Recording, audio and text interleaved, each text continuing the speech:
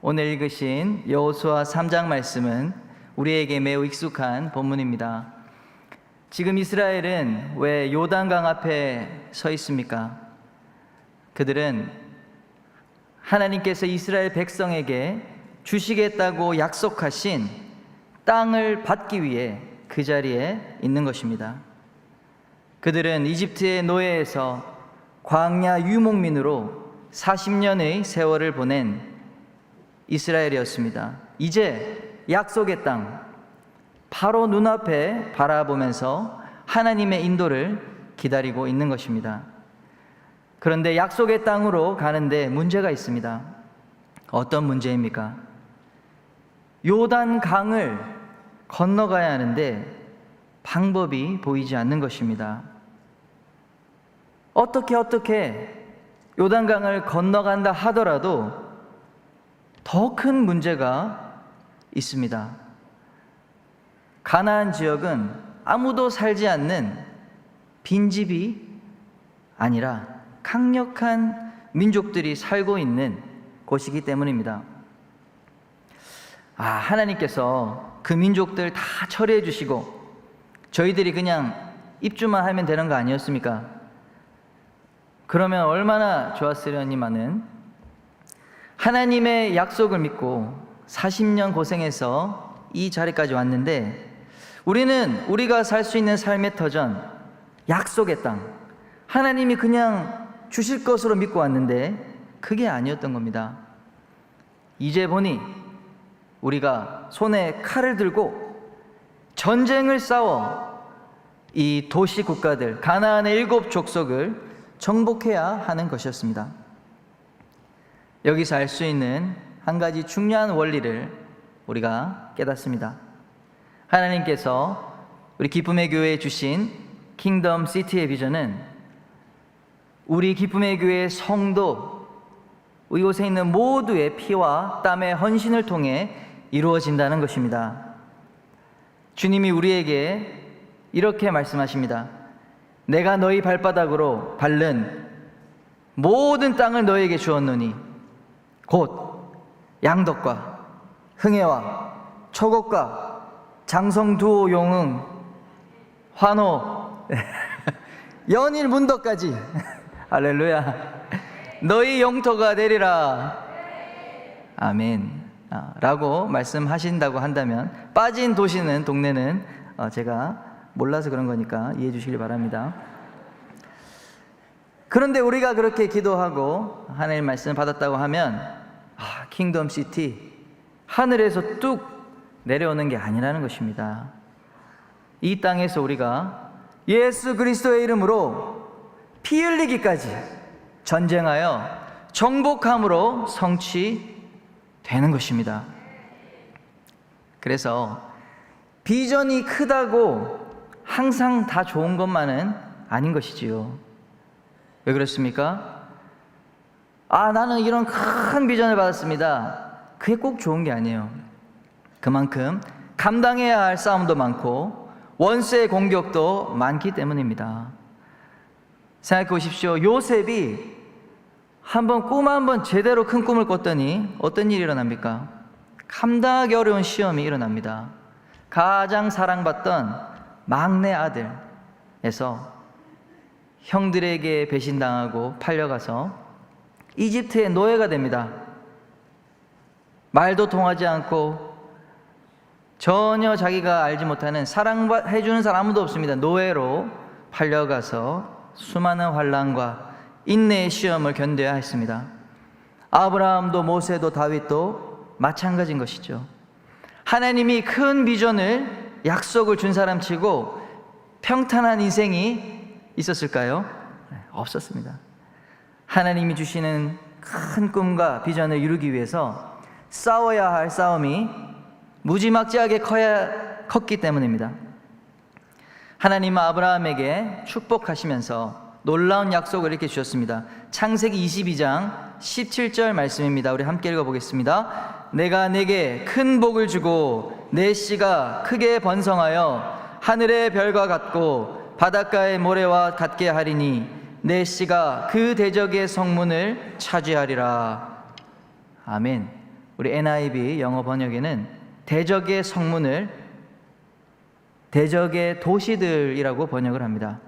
성문이 무엇입니까? 도시의 가장 중심부, 가장 이 힘 있는 사람들이 모이고 재판이 일어나는 가장 중심 지역을 바로 성문이라고 우리가 생각하고 있는데, 같은 말이죠. 아브라함에게 주신 이 약속이 오늘 우리에게도 적용될까요? 아멘. 하나님께서 우리 기쁨의 교회를 통해서 우리 대적의 도시를 차지할 수 있는 영적 권세를 풀어주시기를 간절히 원합니다. 이곳에 계신 성도 한 분 한 분을 통해서 우리 가정과 사업과 우리 자녀 세대를 이 원수 마귀가 막 괴롭힌단 말이에요. 영향력을 가지고 그 원수의 영향력이 미치는 이 가정, 사업, 우리 자녀들, 그리고 이 도시를 우리 하나님이 주시는 영적 권세로 말미암아 우리가 킹덤 시티, 하나님의 임재가 충만한 도시를 세우는 기쁨의 교회가 될 줄 믿습니다. 하나님의 축복의 문이 이곳에 계신 한 분 한 분을 통해서 가정으로, 직장으로, 사업장으로, 우리 자녀들에게로 뻗어나가게 될 줄 믿습니다. 아멘. 그렇게 우리의 가정, 사업, 자녀가 하나님이 통치가 되는 역사가 일어날 때 우리 기쁨의 교회를 통해 우리 포항이, 이 도시가, 이 나라가 하나님의 킹덤 시티가 될 것을 믿습니다.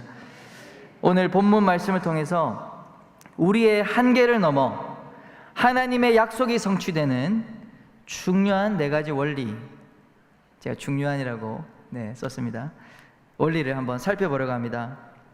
첫 번째는 하나님의 약속은 가만히 있어도 저절로 성취되는 것이 아니라 우리가 감당해야 할 역할이 반드시 있습니다.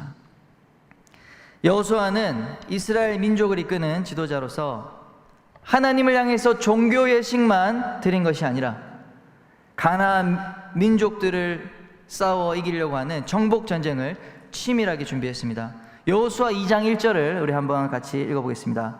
눈의 아들 여호수아가 시팀에서 2사람을 정탐꾼으로 보내며 이르되 가서 그 땅과 여리고를 엿보라 하매 그들이 가서 라합이라 하는 기생의 집에 들어가 거기서 유숙하더니 여호수아는 최고의 정예 요원을 선발해서 2인 1조 스파이를 보냈습니다. 정탐꾼이라고 하죠. 그래서 여리고 성에 몰래 잠입하여 적의 동향에 대해서 정보를 수집하게 했습니다. 이들이 누굽니까? 바로 세계 최강의 정보기관으로 불리는 이스라엘의 모사드의 시초가 되는 사람들입니다. 실제 그렇습니다. 우리 모사드, 그들은 이 여호수아의 정탐꾼을 자신의 이 역사의 시작으로 보고 있는 것이죠. 그런데 놀랍게도 적국 여리고 역시 만만한 상대가 아닙니다. 여리고 왕은 이스라엘의 스파이가 잠입했다는 사실을 금세 파악합니다. 그리고 바로 이들을 붙잡아라 추격에 나섰습니다. 여러분, 현대 전쟁처럼 여리고와 이스라엘 사이에 지금 첩보 부대가 소리 없는 치열한 싸움을 이미 하고 있는 것입니다. 기생 라합의 도움으로 구사일생으로 이스라엘의 이 스파이 정탐꾼은 잡히지 않았고 강 건너 이스라엘 진영으로 무사히 복귀할 수 있었습니다. 이것이 2장의 전체의 말씀이죠. 우리 한번 생각해 보겠습니다. 이스라엘 백성은 가만히 있는데 기적이 일어나서 요단강이 자동문처럼 알아서 열리고 별다른 노력 없이 가볍게 산책 좀 했더니 하나님께서 여리고성을 빡 무너뜨리게 해주셔서 보십시오, 우리는 아무것도 안 해도 됩니다. 하나님만 믿고 의지하면 됩니다. 하나님만 잘 믿고 의지하면 승리를 갖다 주십니다.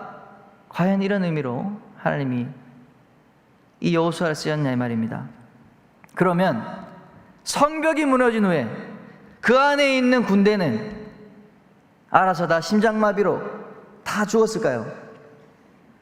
아니죠. 전투와 정복의 과정이 있었습니다. 우리가 성경을 이 자세히 빠짐없이 이렇게 읽지 않으면, 놓쳐버리면 이렇게 생각하시는 거죠. 하나님이 모든 것을 다 해주셨기 때문에 우리는 기도만 잘하면 된다 생각하는 것입니다. 만약 그렇게 성경을 읽으면 어떻게 됩니까? 우리가 기도하면 하늘에서 뚝 떨어진다고 생각하는 것이죠. 기도만 하고 아무런 행동을 하지 않게 됩니다. 예를 들어 보겠습니다. 청년이 결혼과 만남을 위해서 간절히 기도했습니다. 그럼 뭐 해야 되죠? 행동해야 됩니다. 예쁘게 꾸미고 자신의 이 결혼 가정을 이루기 위한 준비를 해 나가야 되는 것이죠. 직장에서 승진하고 사업의 확장을 위해서 간절히 기도했다면 뭐 해야 됩니까? 행동해야 됩니다. 가정의 평안과 자녀 교육을 위해서 간절히 기도했다면 뭐 해야 됩니까? 행동해야 됩니다. 행동하지 않는 신앙은 운명주의가 돼요. 기복신앙이 될 수밖에 없습니다. 기도했는데 왜 안 되냐고, 결국엔 하나님을 원망하며 끝이 날 수밖에 없는 것이죠. 삼성그룹을 설립한 위대한 우리 대한민국의 기업가인 호암 이병철 회장이 이런 유명한 말을 남겼습니다. 기도와 행동은 앞바퀴와 뒷바퀴다. 그가 비록 예수님을 안 믿었지만 하나님이 이 세상을 다스리는 창조 원리는 이 이치에 다한 것 같아요. 무엇입니까? 영적 세계는 현실 세계와 연동되어 있다. 자전거의 앞바퀴와 뒷바퀴가 같이 움직이는 것처럼 연동되어 있다는 사실을 파악한 겁니다. 삼성이 대한민국의 1등 기업 아닙니까? 전 세계에서도 아주 영향력이 큰 인류 기업으로 성장하고 있는 것은 결코 우연이 아닌 것입니다. 두 번째 원리는 하나님의 약속은 우리의 노력만으로 성취할 수 있는 것이 아니라 하나님의 은혜가 반드시 필요하다는 것입니다. 반대되는 이야기죠. 사람이 아무리 노력해도 할 수 없는 일이 있습니다. 천신만고 끝에 이스라엘이 이집트를 탈출했습니다. 그런데 홍해라고 하는 바다가 막혀서 더 이상 도망칠 수 없게 되었습니다.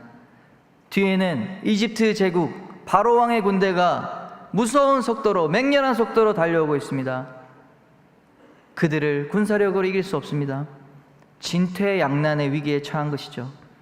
이때 하나님은 위대한 능력으로 홍해 바닷길을 만드시고 바로의 군대를 모두 그 바다에 수장시켜 몰살시켜 주셨습니다. 이것은 우리가 할 수 없는 하나님의 은혜의 영역이요 하나님의 능력의 영역인 것을 믿습니다. 오늘 본문의 요단강도 마찬가지입니다. 가나안 정복 전쟁은 요단강이라는 이 자연의 한계를 넘는 데서 시작합니다. 요단은 건기와 우기에 따라 이 요단강의 깊이가 아주 차이가 많이 납니다. 사진 하나 준비했는데요. 건기에는 1m 깊이의 30m 강폭으로 평범한 우리 사람들이 다 쉽게 건너갈 수 있습니다. 그러나 여호수아가 당면한 시기는 이 우기였단 말이죠. 봄철 3, 4월에 이 곡식 거두는 시기에는 북쪽의 이 헐몬산이 눈이 녹아서 물이 불어나게 됩니다. 어떻게 됩니까? 3, 4m 깊이에 1.6km까지 넓은 강폭을 건너야 되는 상황인 것이죠. 여호수아 3장 1절 2절 말씀입니다. 또 여호수아가 아침에 일찍 일어나서 그와 모든 이스라엘 자손들과 더불어 시딤에서 떠나 요단에 이르러 건너가기 전에 거기서 유숙하니라. 사흘 후에 관리들이 진중으로 두루 다니며, 바로 이 사흘 후에라는 우리 단어를 여러분 주목해 주시길 바랍니다. 이 사흘 후에라는 기록이 아주 중요합니다. 시딤이라는 곳에서 이른 아침 이제 요단강에 이제 건너가기 위해서 도착했단 말이죠. 그런데 사흘 동안 아무것도 하지 못하고 대기하는 시간을 보냈다는 기록입니다. 불어난 강물로 인해 약속의 땅 가나안으로 건너지 못하고 멈춰 선 채로 사흘간, 약 3일간의 야영을, 수경을 한 것입니다. 이 3일 동안 여호수아와 지도부는 얼마나 고뇌를 했을까요? 이 강을 어떻게 건널 수 있을까? 이것을 계속해서 생각하며 해결책을 찾았을 것입니다. 일단 후퇴했다가 물이 줄어드는 시기에 다시 와야 될까? 여리고 군대의 공격을 피해서 안전하게 강을 건너는 방법이 있을까? 이 3일 동안 아무리 고민해도 이 200만 백성들이 이끌고 가기에는 방법이 생각나지 않는 것입니다. 바로 이 사흘간은 현실의 높은 벽에 우리의 한계가 부딪혀 깨어지는 시간이었던 것입니다. 현실을 직시하며 나의 한계가 드러나는 시간인 것입니다. 다시 말해 겸손의 시간이요, 기다림의 시간이었습니다. 그래서 하나님께만 전적으로 의존할 수밖에 없게 만드는 그러한 시간이었습니다. 여러분, 만일 이 사흘간의 시간이 없었다면 어떻게 되었을까요? 하나님께서 이 요단강을 건너는 기적을 베푸셨을 때 아마 별다른 감동이 없었을지도 모릅니다. 이거 하나님의 기적이 아니라 우연한 자연의 이치로 인해서 이러한 이 특별한 일이 있었다, 이거는 우연의 일치다, 이렇게 생각했을지도 모릅니다. 많은 성경학자, 자유적인 성경학자는 그렇게 해석합니다. 진흙이 갑자기 토사가 쏟아져서 강물을 막았다, 그런 일이 이 봄철에는 종종 일어난다, 이렇게 해석하는 것이죠. 성경 구절 15절에 보면 그 강둑에 물이 가득 찼다라고 이제 얘기를 하고 있는데, 어떤 경우는 이 건기 때 1m 정도밖에 되지 않기 때문에 쉽게 건너갔다, 그렇게 해석하는 사람도 있습니다. 하나님은 언제나 우리를 위하여, 이스라엘을 위하여 항상 무슨 문제가 생기면 기적을 자동적으로 베푸셔야 되는 나를 섬기는 하나님, 요술램프의 하나님으로 잘못 취급하는 그러한 하나님을 망령되게 여기는 그러한 결과도 있었을지도 모르겠습니다. 그래서 반드시 이 사흘의 시간이 이스라엘 백성에게 아주 중요한 시간이었던 것이죠.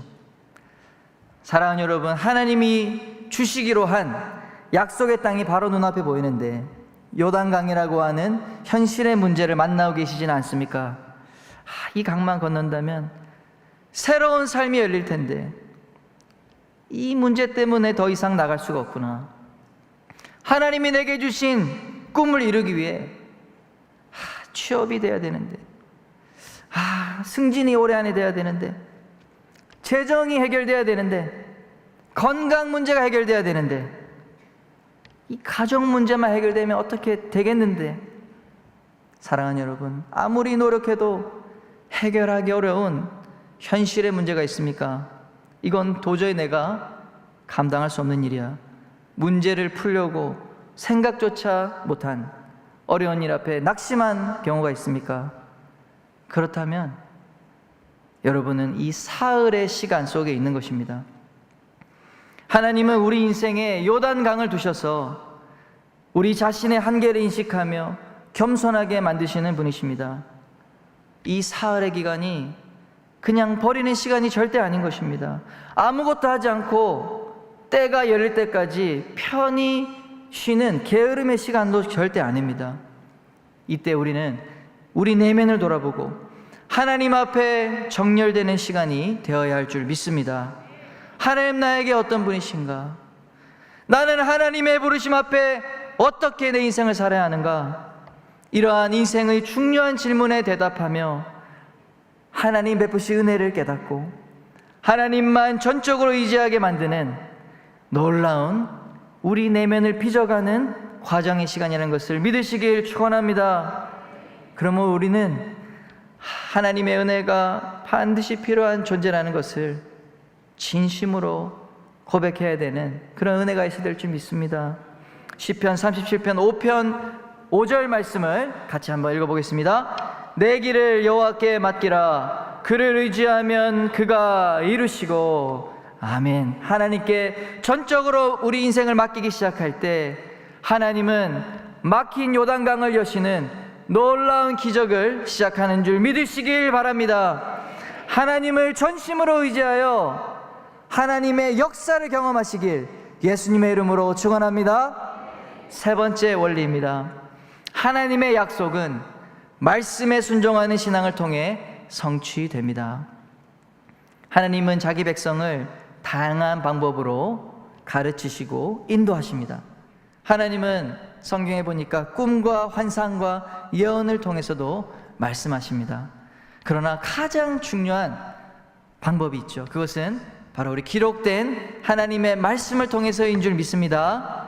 하나님은 여호수아에게 1장 8절 말씀에 이 율법책을 내 입에 떠나지 말게 하며 주야로 그것을 묵상하라, 다 지켜 행하라, 이렇게 하나님의 말씀의 중요성을 강조해 주셨습니다.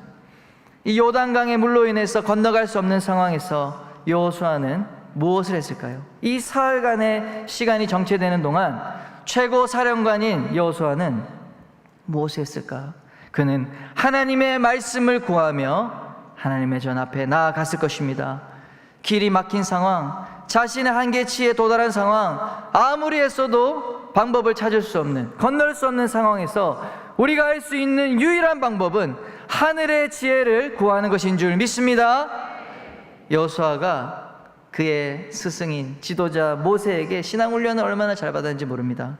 우리 출애굽기 33장 11절에 보시면 이 광야의 시절에서부터 젊은 여호수아는 모세가 하나님과 대면하여 말씀할 때 회막을 떠나지 않을 정도로 하나님과 깊은 교제를 가졌습니다.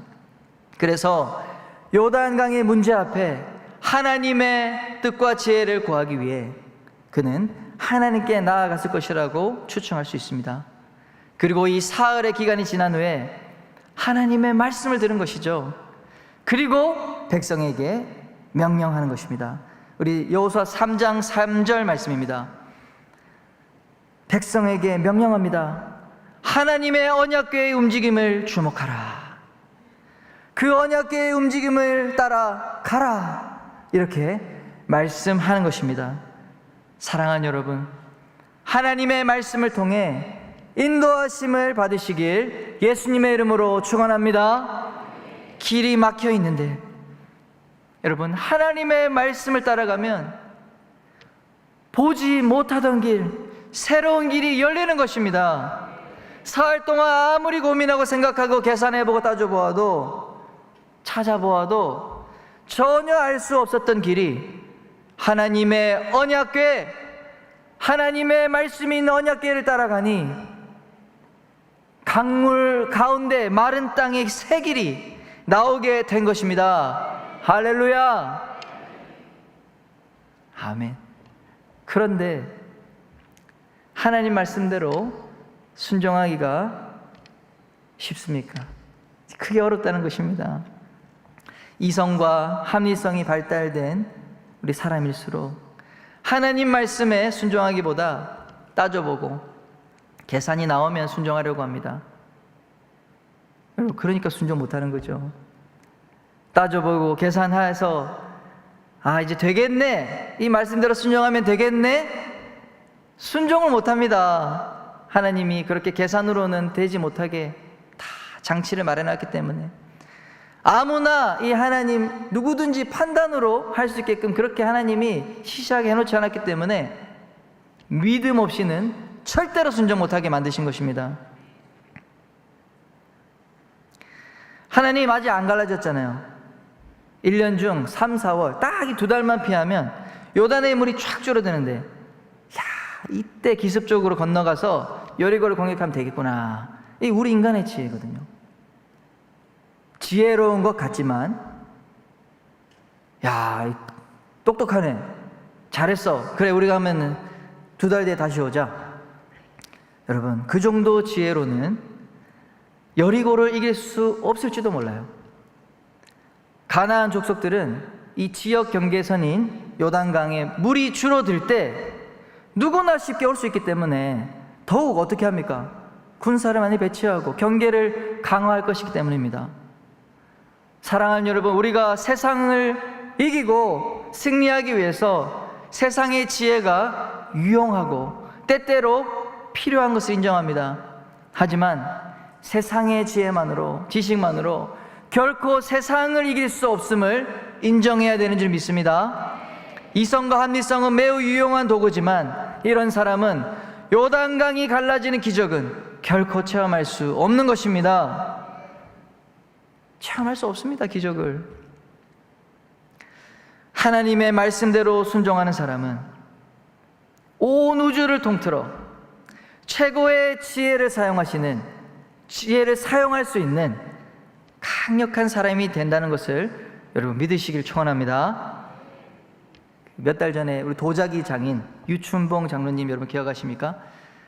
그분 계신 곳에 가서도 체험을 했고 또 여기 와서도 체험을 했는데, 이 도자기를 만드는 게 하루 이틀 만에 할 수 있는 게 아니라 최소 한 달의 수련을 거쳐야 이 도자기에 손을 댈 수 있다라고 하더라고요, 그 틀에. 근데 우리는 체험이니까 오자마자 하잖아요.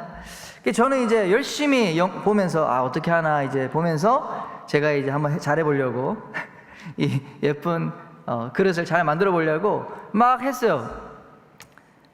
장로님 말씀하시더라고요. 힘 빼세요, 힘 빼세요. 자꾸 뭐 해보려고 하지 마세요. 그래도 이제 말 안 들으니까 정확하게 계시더라고요. 목사님, 이 목사님 만드는 거 아니야. 내가 하는 거야. 그냥 손만 갖다 대세요. 신용만 하라 이거예요. 체험만 하라 이거예요. 도자기를 한번 잡기 위해서는 한 달, 두 달 수련을 최소 해야 되기 때문에 어차피 안 되는데 우리가 체험시켜주고 느낌만 만져보고 내가 다 만들어야지 되는 거다. 이분은 평생을 수련해서 그 지혜와 지식, 이 기술이 있잖아요. 우리는 그 장로님의 순종함으로써 그분이 평생을 쌓은 기술만큼의 도자기를 만들 수 있는데 내가 하려고 하면 어떻게 됩니까? 안 만들어지는 것이죠. 말씀대로 순종한다는 것이 바로 이런 것이다라는 생각을 했습니다. 말씀대로 순종하면 이거 바보 되는 거 아니야? 야, 이거 뭐 생각도 안 하고 말씀대로만 순종하는 거 나 아무런 이 이성을 사용하지 않으니까 바보같이 되는 거 아니야? 이런 생각을 저도 예전에 했습니다. 이성과 합리성이 발달돼가지고. 그런데 그게 아니라는 것이죠. 반대로 하나님의 비밀과 섭리, 영적 세계에서 일어나는 우리가 알지 못하는 하나님의 놀라운 지혜, 하나님의 축복의 권세를 가져오는 통로가 바로 순종이라는 것입니다. 그렇기 때문에 순종은 놀라운 기적을 만들게 됨을 믿으시길 축원합니다. 하나님의 말씀을 듣고 순종하는 여러분 되시길 바랍니다. 하나님의 말씀은 우리 인생의 구체적인 문제에 대해서도 말씀하시는 줄 믿으시고, 특별히 우리 인생의 중요한 방향성을 결정할 때 하나님의 말씀으로 인도를 받으시길 축원합니다. 저도 간증이 있어요. 20대 제가 대학 들어가서 1학년 때 기도하는 가운데 하나님이 이런 말씀을 주셨습니다. 뭔가 늘 큐티하고 이런 거랑 다른 특별한 말씀, 하나님 내 인생을 이끌어가는 말씀이다 라는 생각이 들 정도로 마음에 새겨지는 말씀이 마태복음 9장 38절이었어요. 추수할 것은 많은데 일꾼이 적다. 그러므로 추수하는 주인에게 청하여 추수할 일꾼을 보내어 주소서 하라. 열방 선교를 향한 하나님의 부르심이고, 선교지에 복음 전해야 될 영혼이 너무 많은데 일꾼이 너무 적다는 겁니다. 그때부터 선교를 위한 기도, 선교, 우리 같이 나가는 선교 운동, 우리 대학생 선교사 운동을 하면서 단기 선교, 또 우리 1년씩 가는 선교, 그렇게 저는 해외 선교에 헌신해서 우리 대학생활을 보냈었던 것 같아요. 그리고 우리 졸업 후에도 중요한 결정의 순간 하나님 내게 새겨준 그 큰 말씀 때문에 졸업 후 중동으로 선교사로 갔습니다. 2년 동안 선교하고 또 돌아와서 선교단체 하다가 직장생활 했는데, 직장생활 하면서 교회를 청년부를 다니는데 선교 교육 프로그램은 다 참여하면서 하나님이 내게 주신 약속이 있기 때문에 하나님이 반드시 이를 이루실 것이다, 그런 교육을 받고 훈련을 받았습니다. 그리고 이제 결혼을 할 때도 선교의 비전이 있는 자매님을 만나서 이제 결혼을 했죠. 그리고 신혼여행 갔다 와서 장기 선교사 훈련에 들어갔습니다. 3개월 동안 합숙하면서 저희는 집을 구하지 않고 신혼방을 차리지 않고 그냥 결혼식 행사만 하고 장기 선교사 훈련에 들어갔습니다. 그래서 당연히 선교사로 갈 줄 알았어요. 그런데 3개월 교육을 다 마치고 그 가운데 또 우리 첫째를 임신하게 되는 역사가 있었고, 그런데 놀랍게도 선교사 후보생에서 탈락했다는 거예요. 아니 20대 나보다 열심히 선교 준비하고 선교했던 사람이 누가 있냐라는 교만함이 가득할 때 떨어졌다는 겁니다. 우리 같이 이제 훈련받던 우리 부부들이 있었는데 저희가 거의 제일 젊은 부부였는데 그날 저녁 기도실에 이제 들어간 겁니다. 하나님의 뜻이 있겠지. 그런데 놀랍게도 또 하나님께서 막 비참한 생각이나 슬픈 마음이 안 주시고 하나님이 뭔가 계획이 있을 거라는 그런 기대감을 막 주시는 거예요. 그 기도하러 갔는데 하나님께서 시편 19편 7절 말씀을 제게 주시는 겁니다. 여호와의 율법은 완전하여 영혼을 소성시키며 여호와의 증거는 확실하여 우둔한 자를 지혜롭게 하며. 하나님의 말씀, 율법이 엄청나게 좋다, 능력 있다. 하나님께서 이 말씀을 통해서 신학교 가서 말씀을 배우라고, 목회자가 되라고 이 마음의 소원을 그날 밤 저에게 주신 거예요. 하나님의 말씀이 저에게 이제 임했잖아요. 이 방향이 이제 저는 선교로 가려다가 말씀, 여호와의 율법이 놀랍다는 거죠. 그래서 말씀을 배워서 신학교로 가야 되는구나. 그때 하나님 말씀으로 방향 조정을 받고 두 달 만에 미국 유학을 갔어요. 미국 유학 혹시 가신 분 있으면은 2달 만에 가기 보통 쉽지 않습니다. 뭐 영어 점수를 준비한 것도 아니고 비자를 받는 것도, 그 당시에 우리 아내가 임신 6개월이었습니다.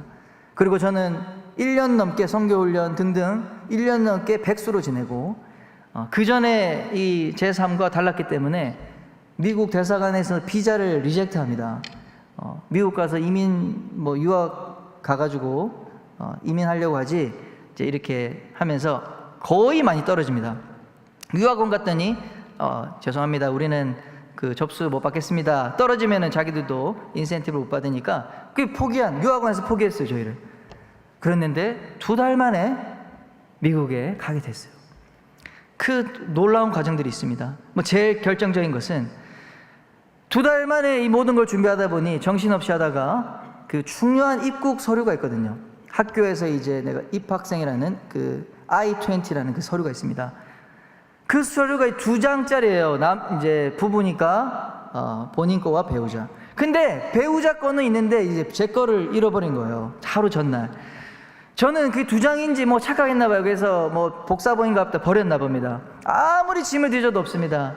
하루 전날 다 인사했는데 우리 가족들과 온 친지들 이제 간다고, 저희 부모님 아시겠지만 이제 신앙이 없기 때문에 신학교 가는 거를 무지 반대했어요, 예전에. 그랬는데 이제 결혼하고 이렇게 또 간다고 하니, 근데 너무 부끄러운 거예요. 이렇게 또 잃어버려가지고 안 된다. 그리고 학교에 급히 전해보니까 일주일만 기다리면 다시 보내줄 테니까 일주일 연기해서 와라. 근데 도저히 그게 감당이 안 되는 거예요. 기도하고 어떻게 해야 됩니까? 일단 인천공항을 가보자라는 믿음이 생겨가지고 하나님의 영광을 위해서 하나님 말씀하셨으니까 인천공항에 들어갔습니다. 그래서 이제 이런 상황이다 하니까는 미국에 막 전화를 해보고 하더니 확실하진 않지만 일단 가서 만약에 잘못되면 다시 돌아와야 될 수도 있는데 괜찮냐, 사인하겠느냐 이러는 거예요. 가야 돼 말아야 돼. 새벽 6시에 그 차를 타야 됐기 때문에 하여튼 조정할 수 없는 여러 복잡한 상황이 있었습니다. 갑자기 어떻게든 잘 되겠지 사인하고 이제 간 겁니다. 비행기에서 한숨도 못 잤어요. 기도하고 하나님 도와주세요. 그리고 여차저차 여러 과정이 있었는데 학교에서도 나중에 오라고 했는데 이제 갔는데 이 원래 이제 도착 시간이 밤 12시였거든요. 그러니까 12시니까는 그럼 우리가 확인을 못 해주기 때문에 못 한다. 그런데 알고 봤더니 저희가 싼 비행기를 타기 위해서 경유를 샌프란시스코로 했습니다.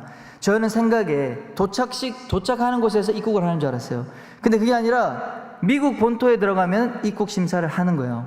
그때 낮이었어요. 낮에는 학교가 이제 연락이 되니까 제 신분을 확인해서 들어갈 수 있게 된 거예요. 갈 때는 몰랐어요. 왜 여권을 심사하지? 그렇게 해서 정말 하나님의 기적으로 이제 통과하게 된 것이죠. 근데 하나님 돌아보니 이런 생각이 드는 것입니다. 이것은 내 능력으로 한 게 아니다. 하나님의 도우심이다. 하나님의 역사다. 내가 잘나서 한 게 아니라는 것을 하나님이 가르쳐주기 위해서 일부러 이렇게 상황을 만드셨다는 생각이 드는 겁니다. 사랑하는 여러분, 하나님의 말씀을 따라가면 우리 인생에 막힌 요단강이 열리며 하나님의 약속을 성취하는 인생을 살게 되는 줄 믿으시길 바랍니다. 마지막 네 번째 원리입니다. 하나님의 약속은 믿음으로 헌신하는 신앙을 통해서 성취됩니다. 우리 그림을 한번 보시면 하나님께서 지금 요단강을 건너라고 하신 말씀을 그림으로 제가 찾아왔습니다. 언약궤를 맨 제사장 그룹이 가장 선두에 나아가고 있습니다. 하나님의 언약의 말씀, 하나님의 임재가 앞서서 행한다는 것이죠. 그리고 2000규빗이 약 1km입니다. 그 거리를 띄우고 그 뒤에는 무장한 르우벤 지파, 갓 지파, 므낫세 반 지파 4만여 명이 전투 대형으로 무기를 들고 갑니다. 그리고 그 뒤에 본대 이스라엘 200만 명이 따라가는 모습인 것이죠. 여기도 언약궤가 가장 앞에 있지만 이스라엘은 만일의 전투를 대비하여 4만여 명의 무장한 군사를 배치하고 있는 것을 알 수 있습니다. 우리 다음 장면을 보시면 언약궤를 든 제사장들이 요단강 중앙에 있습니다. 이 200만이 다 지나갈 때까지, 이 강을 다 건널 때까지 이 언약궤를 맨 제사장 그룹은 앞서가지 않고 그 강 중앙에 서서 버티고 있는 겁니다. 여호수아 3장 17절과 4장 11절 말씀을 참고해 보시면 모든 백성이 건너기 마칠 때까지 여호와의 궤와 제사장들이, 여호와의 궤를 맨 제사장들이 언약궤를 붙들고 강물이 멈추도록 이렇게 굳게 서 있으라고 했습니다. 유대인 성경학자 엘리후 세츠, 발음이 맞는지 모르겠지만 이 연구에 따르면 이 무게가 얼마나 되는지 아세요? 83kg라고 해요. 언약궤가 1인당 4명이서 나누면 21kg씩이죠. 쌀 한 가마니 20kg 무게, 여러분 들어보셔서 아시죠? 엄청 무겁습니다. 중요한 것은 이 200만 명이 다 지나가려면 얼마나 많은 시간이 걸렸을까 하는 것입니다. 얼마나 걸렸을까요? 어젯밤에 제가 계산을 해봤어요. 다음 사진 보여주시면 여러분 AI 인공지능 챗 GPT라는 거 잘 아시죠? 이렇게 활용해 봤습니다. 200만 명이 이스라엘 물이 없는 요단강을 1.6km 구간을 걸어서 통과하는 데 걸리는 시간. 이러니까 답은 잘 안 나오고 여러 가지 그 이야기를 하는데 걷는 속도와 인파의 밀집도에 따라 시간이 결정됩니다 라고 했어요. 그래서 또다시 막 이제 해보니까 사람이 걷는, 일반 성인이 걷는 평균 속도가 5km 정도, 1시간에 5km라고 합니다. 그래서 이 밀집도, 혼잡도 이거를 다 생각해 봤습니다. 200만 명이 1m 간격으로 50명이 한 줄로 서는 거예요. 그리고 쭉 뒤로 늘려보니까 40km가 됩니다. 40km. 시속 5km 속도로 40km가 다 통과하고 1.6km 가야 되니까 41.6km를 5km 속도로 통과하려면 약 8시간이 걸리더라. 할렐루야. 언약궤를 붙잡고 있는 여러분, 이 제사장이 83kg 무게를 휴식 없이 8시간을 붙잡고 있어야 했다는 계산이 나오는 거죠. 어떤 학자는 약 6시간이라고 그렇게 반나절 소요됐다고 하는데 이 계산이 옳지 맞지 않습니까? 여러분, 쌀 한 가마니 21kg를 8시간, 6시간 들어본다 생각해 보십시오. 이거는 죽음의 고통을 넘어가야 하는 수준인 것입니다. 사랑하는 여러분, 언약을 붙잡는 믿음은 우리 자신의 몸을 드리는 헌신으로 나타나는 줄 믿으시길 바랍니다. 로마서 12장 1절 말씀 함께 읽어보겠습니다. 그러므로 형제들아, 내가 하나님의 모든 자비하심으로 너희를 권하노니 너희 몸을 하나님이 기뻐하시는 거룩한 산제물로 드리라. 이는 너희가 드릴 영적 예배니라. 사랑하는 여러분, 성경은 하나님의 언약의 성취를 위해 헌신한 사람들의 이야기입니다. 아브라함은 하나님의 언약을 믿고 사랑하는 아들 이삭을 번제로 드릴 수 있었습니다. 그러나 하나님은 언약을 지키기 위해 이삭의 생명도 보호하셨습니다. 그러므로 언약을 붙잡고 나아가는 인생은 걱정이 없는 것이죠. 예수님은 이 언약을 붙잡고 자신의 몸이 채찍질로 말미암아 찢어지고 십자가로 말미암아 부서지기까지 견디는 그런 고통을 감당하셨습니다.